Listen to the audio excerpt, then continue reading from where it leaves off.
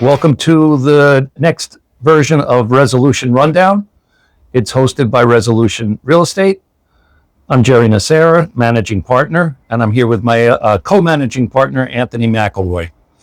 Today, we're really happy to have someone that I've worked with for many, many years that I'm getting a chance to interview that I've wanted to do for quite a while. Kathy Younkins, co-founder and co-managing partner of Younkins and Schecter, and her colleague, Lauren Younkins, who is the senior counsel at the firm.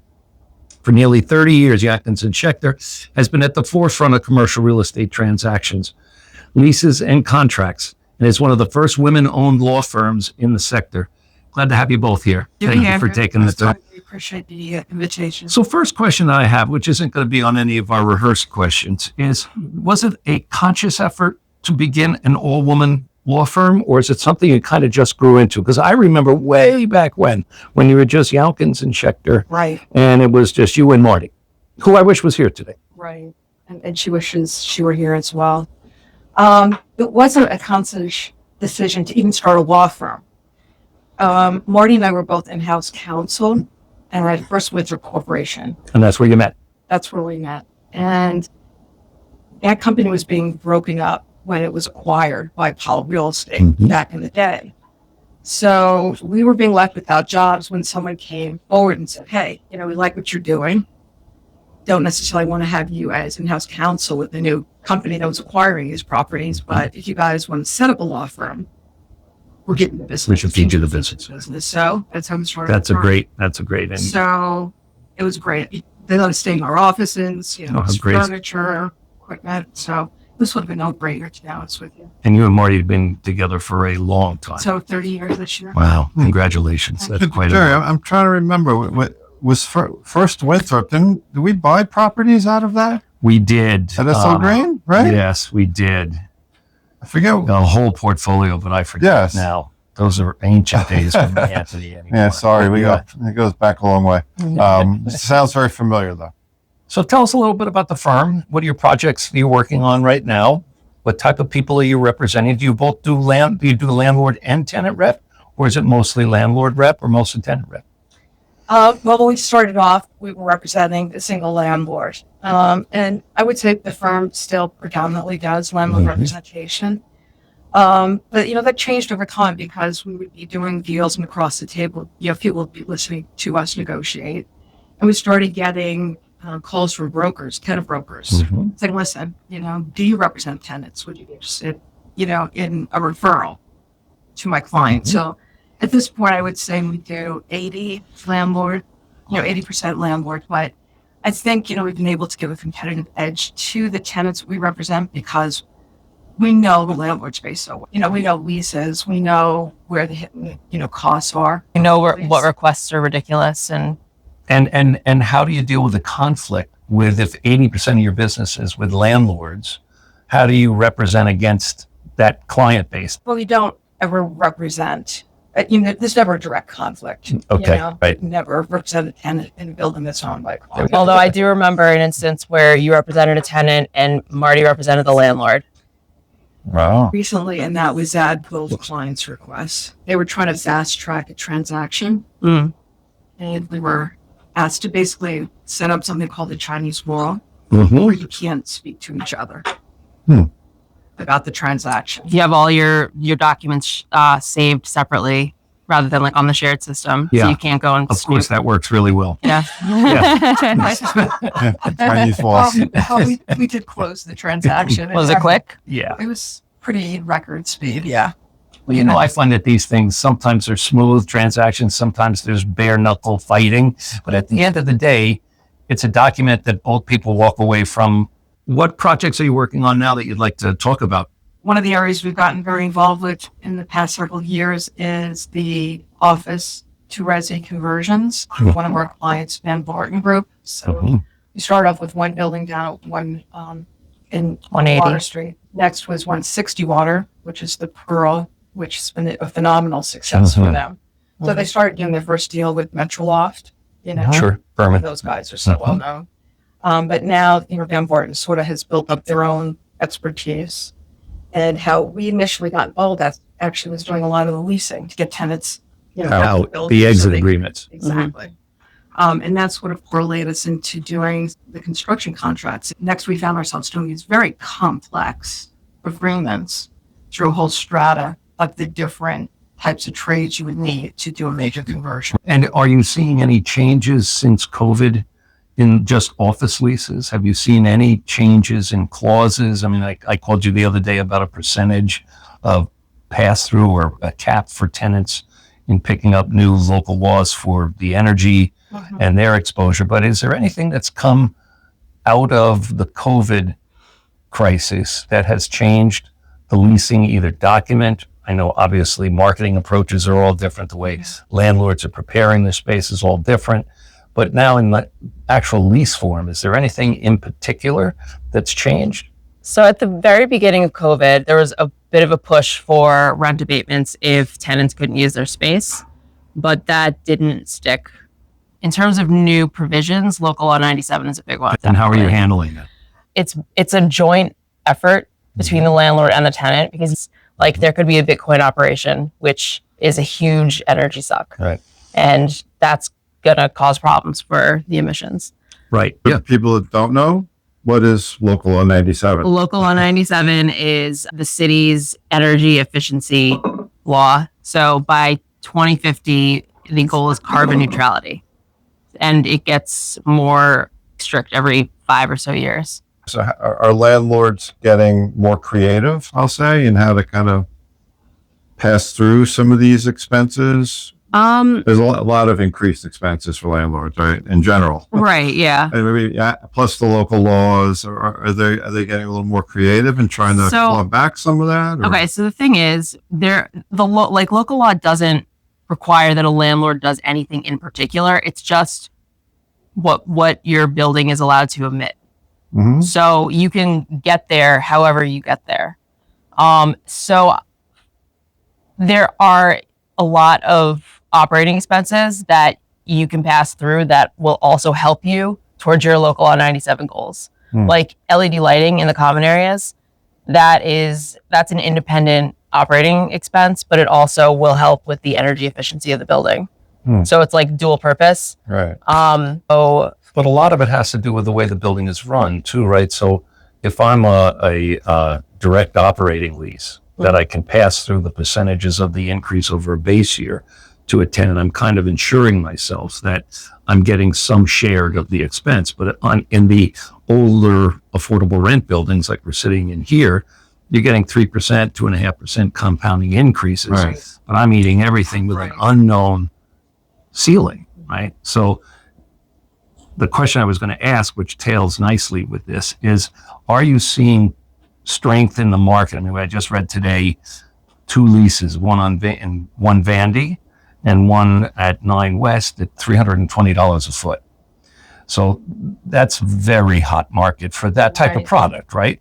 Are you seeing landlords yet push back against things that they might have in the last upcycle been at already, meaning after COVID and during the last 3 or 4 years of recovery, just get them in a room, Right. sign the lease and get it done. But as the inventory starts to churn a little bit and you're only getting 320 because there's not enough of that type of space, so the prices are going up. When it filters back down to this level, the buildings that are now getting 38 to 45, are you seeing landlords push back, meaning I'm going to pull back on my concession package. And has that started now in today's market? I definitely think so. However, it's very individual, Of course, because building to building, space to space, tenant to tenant. landlord to landlord, Landlord. depending upon their attitudes, right? But I have seen definitely concessions Pullback, are right. keeping up. The Right. rents are definitely going up. Right. All product class. All product class. And Fascinating. I think we're me personally, I think we're at that stage now where we were all walking around saying a year ago we were under demolished, as we used to, and Anthony used to say it all the time, and he was right. It's just not a need for that much office space. But I think that there's always going to be a need for the affordable office rent space, right? Good ones, right? So again, you go back to the type of landlord, you go back to how they approach the building. And I remember way back in the late 70s and early 80s, it was, you don't have to be the best building in New York. You just have to be the best on your block, because tenants tend to renew within either the building they're in or leave and go within a 2-block radius. So you want to always be there to capture that type of tenant. So I think that the flow now of everybody running and saying, hey, I want to convert my building, it's the only way I'm going to survive and pay my mortgage, isn't really going to work for a lot of these buildings. It's too small. It's too expensive. You have to clear the building. You can't really do it with tenant. I mean, very few occasions will you find the right set of circumstances that you can convert office to resi with somebody operating in it. She just did that. So one of the buildings that we're working on for Van Barton, 6 East 43rd Street, there's an existing tenant, and Kathy was negotiating a buyout because their lease doesn't expire until 2027. Right. And they didn't want to waste all that time, sitting waiting for the tenant to. Well, sure. And it works for the tenant, right? Because Right. Again, if you're thinking the market's starting to tighten, and we're seeing signs of it, if I'm a tenant, I want to be making my leasing commitments today rather than a year from today. Exactly. It's going to cost me more money. Yeah. Which, when you're trying to clear a That tenant, were even 2 years ago. yes, absolutely. 5 years ago. 5 years ago, even better. But it's an art. Now, how do you go about clearing a tenant out? What's your approach when you come to a tenant who has a lease? Was he a holdout tenant? Well, what they ended up doing was restructuring the lease. So doing an early termination, even though it was going to be 27, and completely rewrote the lease. But the complication was that they needed pieces, because this tenant was on the ground floor and basement. Oh, And they needed pieces, particularly the ground floor, to put in new structural steel because they were going up several floors Got in it. the building. Got So, it. So you it's were a very delicate dance on how to keep this tenant actually operating the business. Right. Very hard, While you're doing this major construction Right. work. which is So there are always periods that they actually have to close down, come back in, find Right. themselves with a kitchen in a different area. They gave them a brand new entrance on 42nd rather than 43rd Street. They're in the former Immigrant Savings Bank. Oh, I know it. space. Yeah, sure. So it's a fabulous Oh, it's a great location. ground floor space. So I And think boy, at the that end of the needs day, something it's to gonna be done with it, massive right. Inconvenience, and you go past the building right now, it's just scaffolding. Is there anyone you won't? I don't want names, but is there anyone you won't represent after having that represented them? You know, I really don't like when we've been asked to represent tenants who really don't know who's behind the money. I'm really not. That's fair. Yeah, that's fair. Huh? We just did a lease.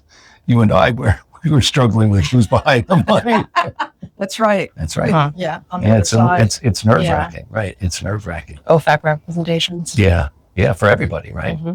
So what have we learned, Anthony? Here, I actually have one more, Yeah, please. like a more specific lease related question, because I'm always, after doing this all these years, so personal guarantees on a lease as a tenant, what does a personal guarantee really mean?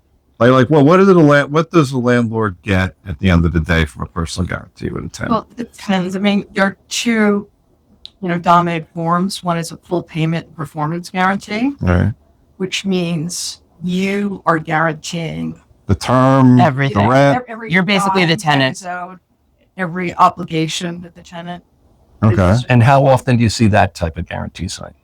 What I see Fairly often. more often, pretty often, or I see hybrids where it starts off as a full payment performance guarantee and then it converts after, let's say, 3 or 4 years, As long as the tenant was a good tenant. Right. to what we call the good guy guarantee. Means you're guaranteeing payments up to the time they hand over the keys. And they have Possession. they have to give you advance notice that they're planning on holding, 4 or giving 6 months. whatever has been Right. negotiated, right? If So they you're cure still all seeing the defaults. full guarantees. That's interesting. But then you're getting those full guarantees from what type of an entity? Because some of it won't matter, right? So if Jerry Nacera goes out and puts a full guarantee on a lease I sign, and for some reason I don't perform, right? Now I know they can come after my personal stuff, but let's say I'm a bum, right?